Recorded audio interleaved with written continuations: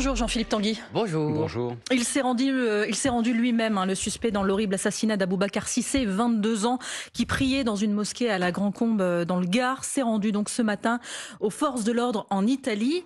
C'est le résultat du dispositif de 70 policiers et gendarmes qui avait été mis en place.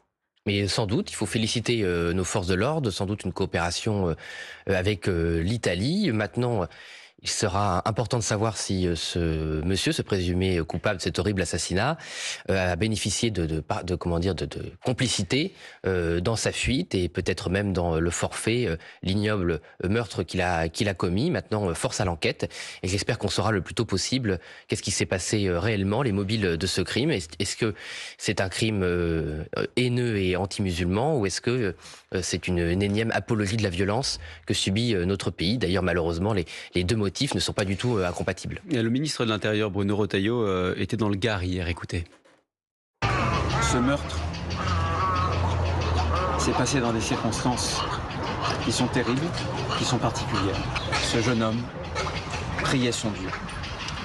Il a été assassiné dans ces circonstances. Bien sûr que la piste d'un acte anti-musulman n'est pas du tout négligée, bien au contraire. Bien au contraire. Jean-Philippe Tanguy, un acte anti-musulman, l'islamophobie tue aujourd'hui en France? Mais que malheureusement notre pays soit meurtri par des haines contre des personnes qui peuvent avoir des religions, c'est certain. Les actes antisémites, les actes contre les chrétiens, les actes contre les musulmans se produisent malheureusement dans notre pays qui est touché par toutes les formes de haine. Moi je trouve, permettez-moi que de conflits que l'on voit depuis quelques jours sur les termes à utiliser sont un peu indignes par rapport à la violence de ce crime et au traumatisme. Anti-musulman, islamophobie, vous ne faites pas de différence? Si, il y a une différence conceptuelle, si vous voulez, mais je pense qu'il y a un temps pour tout. Aujourd'hui, il y a un temps pour le deuil, il y a un temps pour que l'enquête se produise le plus rapidement possible, pour que la communauté musulmane dans cette commune et ailleurs soit rassurée de la solidarité de l'État et du fait que toutes les Françaises et tous les Français ou les étrangers qui pratiquent leur religion dans la paix soient protégés de la même façon, évidemment, et qu'il sera temps de comprendre ce qui s'est passé. Moi, je dois dire que précipitation à vouloir tirer des conclusions sur une islamophobie d'État ou sur une haine qui serait dans notre pays, au-delà de haine individuelle, me paraît... Mais ce crime-là est-il islamophobe? C'est la question qui est posée, c'est la piste privilégiée des enquêteurs. Le meurtrier a revendiqué son acte dans une vidéo, on parle de 50 coups de couteau quand même, on rappelle la violence des faits. Il a filmé sa victime agonisante avec son téléphone portable en répétant à 2 reprises « Je l'ai fait, ton Allah de merde » et il a promis de s'attaquer à d'autres victimes. Est-ce que ça, c'est un acte terroriste? Ah bah ça pourrait l'être si, l'enquête le montre. Moi, je n'ai aucune difficulté à reconnaître évidemment la haine contre un musulman, contre peut-être le culte musulman, d'un meurtre évidemment dans une mosquée, alors que cette personne, Monsieur Cissé, priait dans la paix, et que les propos qui ont été tenus sur cette vidéo, qui a été immédiatement malheureusement diffusée et interdite suffisamment rapidement, les propos sont consternants évidemment, et c'est une fois plus, moi nous sommes meurtris par des formes de haine, de rejet de l'autre, une amplification par les réseaux sociaux de l'ensauvagement, et il est important que l'enquête fasse tous la lumière sur ce qui s'est passé. Je précise d'ailleurs que le procureur de la République d'Alès, qu'on entendait il y a quelques minutes sur France Info, nous disait qu'il n'était pas prévu à ce stade que le parquet antiterroriste se saisisse de cette affaire. Un juge d'instruction va être désigné. Le Conseil français du culte musulman, Jean-Philippe Tanguy, dénonce les conséquences dramatiques de la banalisation et de la médiatisation de la haine anti-musulmane. C'est une réalité, ça ? Non, je ne suis pas d'accord. J'ai entendu le discours du représentant du culte musulman hier lors de la manifestation. J'ai trouvé ce discours totalement déconnecté de la réalité française. Il n'y a pas de discours contre les musulmans, mais je trouve qu'il confond la fraternité que nous avons entre toutes les religions, le respect de la pratique de tous les cultes, et le fait de ne pas accepter que l'islam, justement, ait un statut différent des autres religions. Je le dis parce que ce sont des choses qu'on a aussi entendues dans les manifestations, chez les manifestants, chez certains responsables politiques, qui vous ciblent explicitement le Rassemblement national. Ils ont surtout ciblé, et c'est là où je pense que malheureusement ils n'ont rien à voir avec la tragédie qu'a subie la famille, les proches de Monsieur Cissé, Monsieur Retailleau, voulant faire de la politique politicienne sur le dos d'un pauvre homme qui a été assassiné sauvagement. Voilà, tout ça est complètement faux.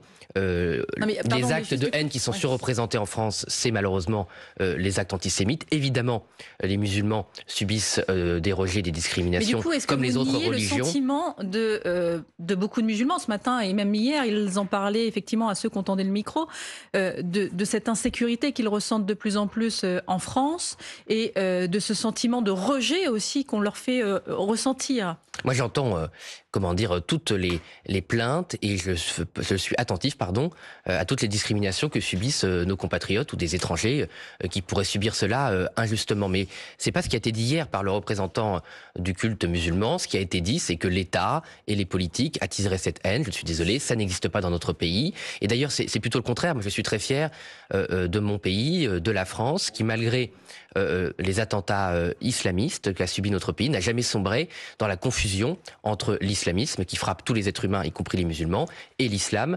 pratiqué dans la paix. Donc notre pays n'a jamais cédé à cette tentation voulue et organisée par la haine islamiste de tout confondre et de mélanger l'islam et l'islamisme. Et le combat contre l'islamisme n'a jamais été un combat contre l'islam. Et dans les le viseur, Français, vous l'avez dit, effectivement, Bruno Retailleau, le ministre de l'Intérieur, qui a pu dire lors d'un meeting abat le voile, d'où cet argument de mais dire je ne comprends pas cette confusion, madame, parce que dire abat le voile n'a rien à voir avec les musulmans. Et il y a beaucoup de musulmans et de musulmanes qui pratiquent leur religion et qui ne pensent pas que pour pratiquer la religion, il faut mettre le voile, qui est un étendard.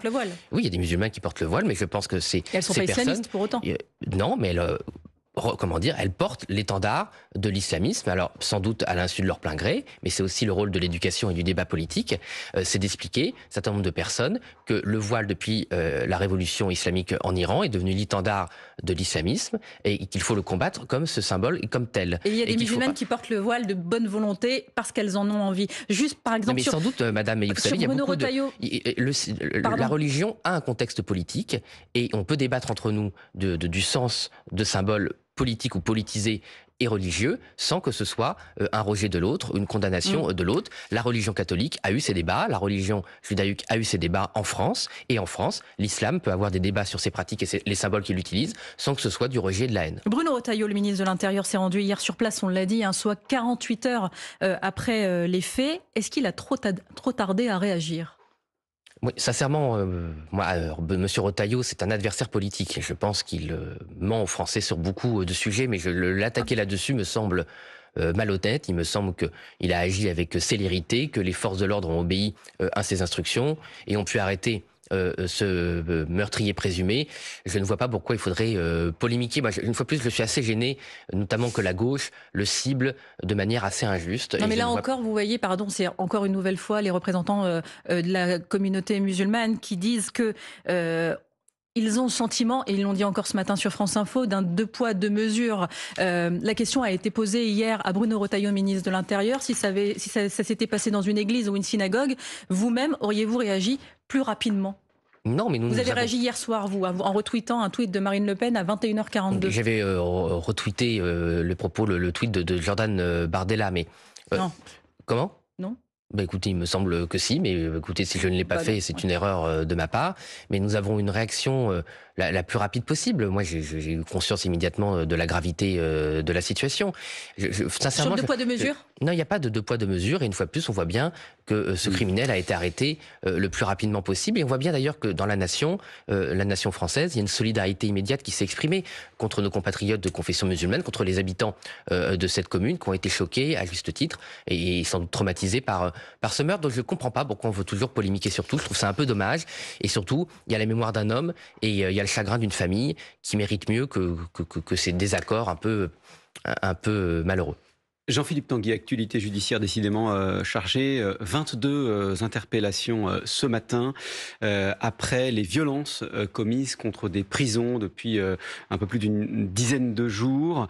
Des interpellations pour certaines d'ailleurs en prison, des personnes soupçonnées pour quelques-unes d'être des commanditaires, d'autres d'avoir agi et d'avoir commis ces actes de violence. C'est un soulagement que vous ressentez ce matin face à cette vague d'interpellations interpellations qu'on a apprises il y a un peu plus d'une heure. Et une fois de plus, je félicite nos forces de l'ordre, les enquêteurs qui ont permis ces interpellations. Ça fait quand même de longs jours que notre administration pénitentiaire, nos agents qui faisaient déjà un métier très difficile, sont persécutés, sont inquiets pour eux, pour leur famille, pour leur sécurité. Évidemment, le temps était très long pour eux et pour nous d'ailleurs aussi, parce qu'on ne comprenait pas, il faut bien le dire, pourquoi l'enquête mettait autant de temps. Donc tant mieux que ça avance, mais il faut quand même souligner la grande dignité de nos agents pénitentiaires qui ont toléré ces violences, qui ont pris sur eux, alors que ça leur provoquait évidemment beaucoup d'inquiétude, beaucoup de stress évidemment, alors que leur métier est déjà très difficile, que leurs conditions de travail sont très dégradées, et vraiment c'est un métier très courageux. On ne parle pas assez de nos agents pénitentiaires. Nous on les soutient évidemment vraiment beaucoup. Moi je le vois à Amiens, j'ai visité la maison d'arrêt d'Amiens à plusieurs reprises, prison très dégradée, avec des conditions de travail très dures, des heures supplémentaires rarement payées qui s'accumulent. Donc c'est vraiment un métier où les Françaises et les Français font preuve de beaucoup de courage. Dans l'actualité aussi, Jean-Philippe Tanguy, économique. Cette fois-ci, la suppression à venir de 636 postes chez le géant de la sidérurgie ArcelorMittal. En cause, la concurrence internationale et la surproduction chinoise d'acier à bas coût. Quelle solution vous préconisez ? La solution la plus urgente, c'est il faut un coût bas de l'énergie. Sans énergie la plus compétitive possible, on ne peut pas produire d'acier, on ne peut pas produire de métallurgie compétitive et prendre des mesures de rétorsion contre la concurrence déloyale chinoise énormes. Nous sommes submergés par des produits chinois créés et fabriqués dans des conditions environnementales déplorables, par des gens qui travaillent dans des conditions sociales déplorables. Mais là, il y a un plan acier au niveau européen qui vise à réduire les importations chinoises. Oui, c'est très faible, avec des droits de protection qui sont extrêmement faibles, qui ne correspondent pas à la situation de saturation du marché de l'acier européen. Il faut prendre des mesures extrêmement fermes, très dures, à la mesure d'ailleurs de ce que font les États-Unis. Et surtout, j'ai lu le communiqué de M. Séjourné, commissaire européen en charge de ces questions, désigné directement par Emmanuel Macron. Il dit qu'il ne comprend pas pourquoi ArcelorMittal sacrifie des postes. Et donc, je lui donne la solution, c'est parce que le prix de l'énergie est devenu trop cher en Europe et ça continue. Tout à l'heure, nous allons débattre de la politique énergétique française pour les 10 prochaines années. Et ils veulent continuer à augmenter les prix de l'énergie alors que les États-Unis veulent les baisser.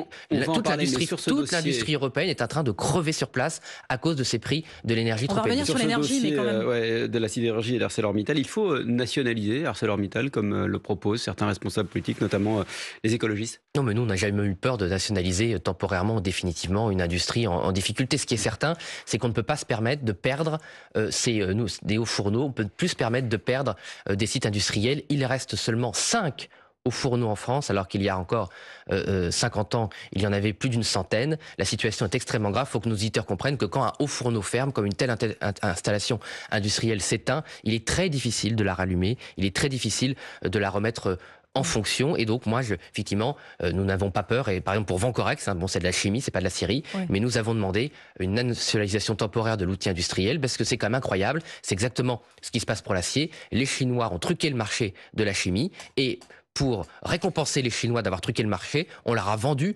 l'usine française et ils vont saccager. Oui, mais d'accord, mais si, il y avait un autre repreneur possible, il s'appelait l'État. Et là, pour le coup, on avait demandé une nationalisation temporaire parce que récompenser un acteur industriel chinois et l'État derrière chinois qui truque le marché, qui saccage une entreprise française et qui après a pour seule récompense le fait de pouvoir l'acheter et de virer l'essentiel du personnel, c'est scandaleux.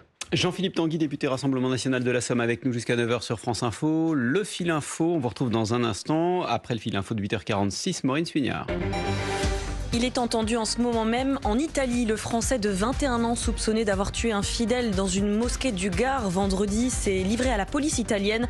Sur France Info, le président du Conseil du culte musulman espère que toute la lumière sera faite.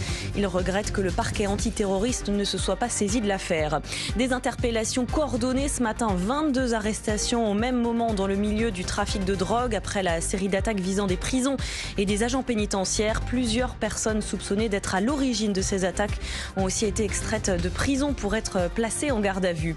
Nous sommes prêts à tenir le bras de fer, affirme sur France Info la présidente du syndicat Jeunes Médecins qui appelle à une grève illimitée.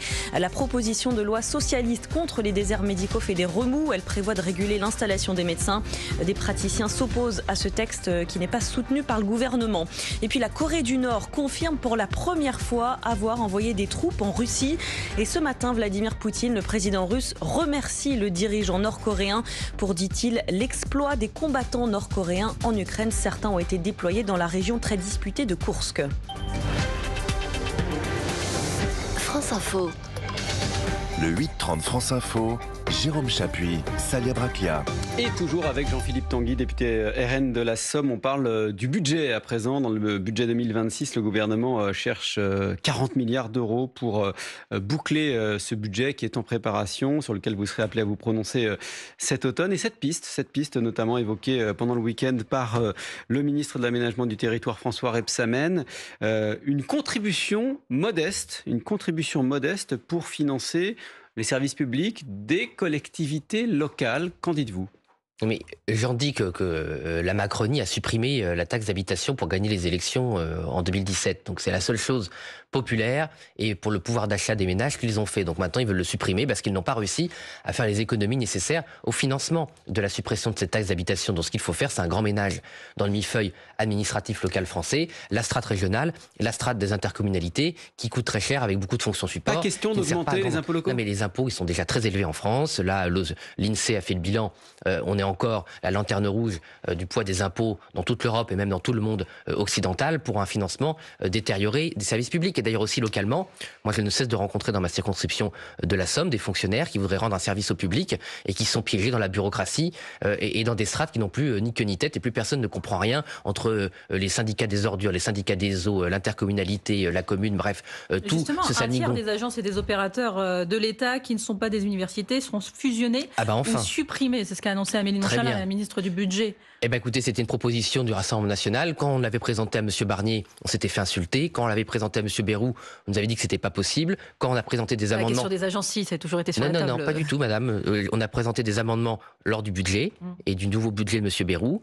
Tous ces amendements présentés notamment par mon collègue Mathias Renaud de fusion et de suppression des agences ont été refusés par le gouvernement à l'époque et par l'ensemble des députés qui étaient opposés au Rassemblement national. Donc écoutez, mieux vaut tard que jamais.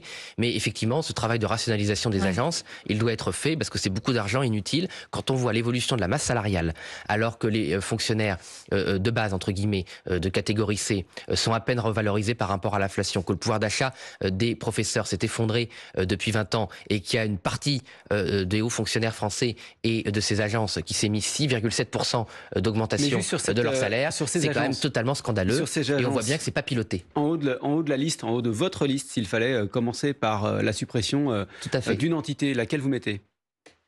Il n'y a pas une en particulier, il y a presque la quasi-totalité des agences qu'il faut supprimer ou fusionner. Moi, je n'ai pas à jeter en pâture une agence en particulier, parce que ce serait confondre l'objectif et la voie. Moi, la voie, c'est pas de stigmatiser des gens qui font leur travail parce que des hommes politiques, parce que c'est pas eux qui se sont déclarés en agence. Les agences, elles ont été créées par des hommes et des femmes politiques qui, aujourd'hui, que ce soit chez il y a des emplois quand même, il y a 180 000 personnes il n'y a qui pas travaillent que des emplois, monsieur. Agences. Il y a aussi des fonctions support, il y a des campagnes de publicité, il y a un ralentissement général de l'État. C'est-à-dire qu'en fait, le problème de ces agences, c'est en fait leur coût indirect, c'est qu'elles ralentissent la prise de décision, elles empêchent parfois la prise de décision. Moi, je le vois, moi je parle encore de l'énergie, mais enfin c'est encore le sujet du jour. Je siège au Conseil supérieur de l'énergie. Le problème, c'est pas tant le budget de cette agence, même c'est 4 millions d'euros, je crois. Mais bon, ce sera toujours ça de gagner en supprimant. Mais le problème, c'est que tout est ralenti et qu'on a des lobbies qui ont un pouvoir exorbitant au sein de ce conseil et qui parfois votent l'argent public dont ils vont bénéficier à titre privé. Donc vous avez par exemple le syndicat des énergies renouvelables qui vote des délibérations où après ils s'en mettent plein les poches. Donc il n'y a pas que le coût des fonctionnaires, il y a aussi la politique qui est menée par ces agences qui est en fait un démembrement de l'État. Et d'ailleurs je ne comprends pas pourquoi la gauche, notamment la gauche radicale, désormais défend à tout prix ces agences, alors que historiquement ça vient du reaganisme, ça vient des néolibéraux, ça consistait à affaiblir la démocratie. D'accord, mais c'est quoi? Non, mais moi, on n'est pas là pour mettre les fonctionnaires en pâture, madame. La question, c'est pourquoi ces agences ont été créées, et ça a été un démembrement de l'État, de la démocratie, parce que pendant que des lobbies faisaient la pluie et le beau temps dans ces agences, les députés de la nation élus n'avaient pas de pouvoir. L'autre piste inflammable, Jean-Philippe Tanguy, pour le budget, pour les économies, les 40 milliards, ce sont les retraités qui paient des impôts. Mettre fin à l'abattement de 10% pour frais professionnels, vous trouvez ça logique ? Mais non, mais une fois de plus, c'est s'attaquer notamment aux classes moyennes. La question, c'est le tonneau des Danaïdes des dépenses publiques. Voilà. Et M. Bayrou... On ne touche pas aux retraités, même ceux qui paient des impôts, c'est-à-dire les plus aisés ? Non, mais il n'y a pas que les plus aisés chez les retraités, et ce dispositif, il touchera en particulier les classes moyennes.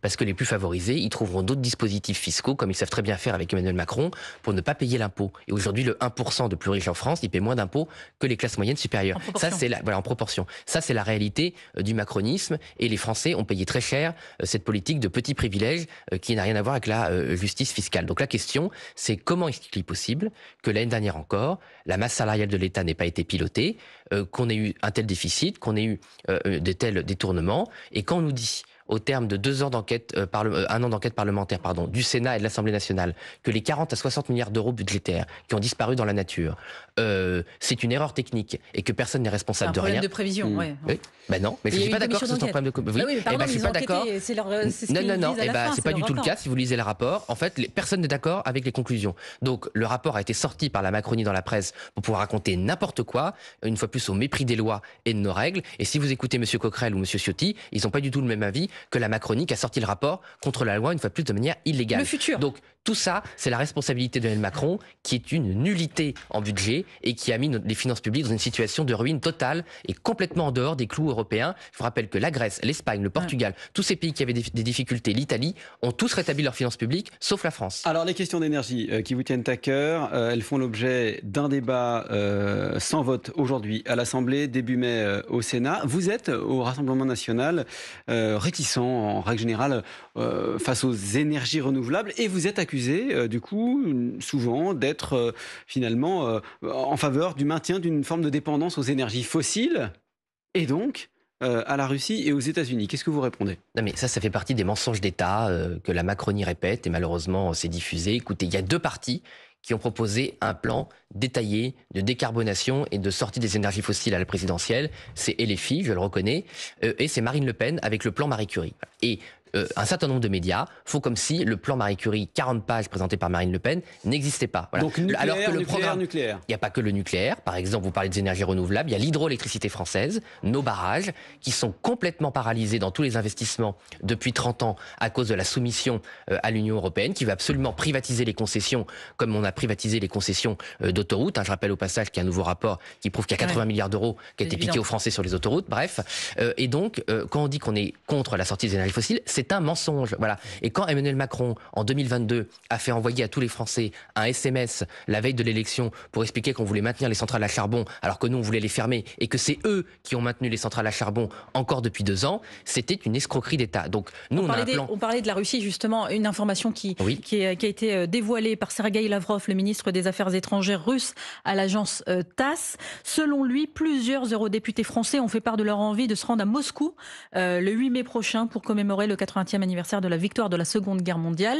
Est-ce qu'on parle d'eurodéputés RN ? Ah bah écoutez, je découvre cette information. Je n'ai pas spécialement confiance dans les déclarations de M. Lavrov.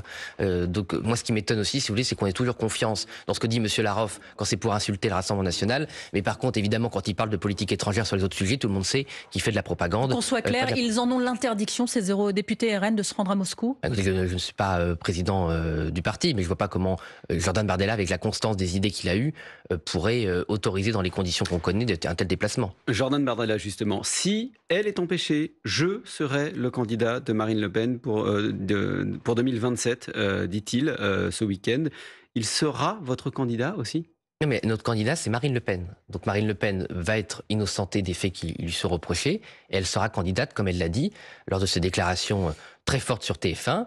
C'est notre candidate, c'est l'incarnation de l'espérance de millions de Français. Elle s'est préparée depuis 20 ans à cette échéance. Si et c'est notre candidate. Mais comment vous l'interprétez, cette déclaration ? Mais elle ne sera pas empêchée, Marine Le Pen. Mais comment vous l'interprétez ? Mais je ne sais pas pourquoi le Parisien a fait de cet entretien ce titre racoleur qui n'a rien à voir avec le contenu de l'interview qui a été donnée par Jordan Bardella quand on lit le contenu. Donc c'est un peu dommage. Il dit qu'il sera son candidat si elle est empêchée. Si, il le dit ça. Non, mais on a l'impression que vous n'avez pas trop envie que ce soit le cas. Mais c'est le président de mon parti. J'ai voté pour lui comme au président du parti. Il a gagné 2 élections européennes. Il a porté nos idées. Et il aurait dû gagner, s'il n'y avait pas eu de triche et de magouille, les élections législatives, et il serait Premier ministre. Donc ce débat n'a pas lieu d'être. Le débat, c'est que... quand même, non, en fait, parce Jean-Philippe que Tanguy, dans vous ce pouvez débat, être dans le déni, mais je ne suis pas dans le déni, moi. Au final, non, mais moi, je suis jamais dans le déni, madame. Bah oui, alors parlons franchement. Oui. Si au final, la justice décide que Marine Le Pen ne peut pas être candidate parce qu'elle est inéligible, Jordan Bardella, il sera un bon candidat à l'élection présidentielle. Ce sera évidemment un bon candidat. Ce n'est pas le sujet. Le sujet, c'est qu'il ne faut pas rentrer dans cette volonté des médias d'alimenter une fausse division et d'affaiblir Marine Le Pen comme candidate. C'est la candidate, elle est présumée innocente, elle sera innocentée et ce sera notre candidate. Et si on alimente cela, on entretient le doute chez nos électeurs qui ont besoin non seulement d'être rassurés, mais de voir que Marine Le Pen sera et leur candidate. Et donc, Marine Le Pen incarne cette espérance, elle est la meilleure candidate pour gagner et c'est notre candidate naturelle, évidemment. Jean-Philippe Tanguy, député Rassemblement National de la Somme, vous étiez l'invité de France Info, merci. Merci. Dans un instant, les informés avec Salia Braclia et Antoine Comte ce matin.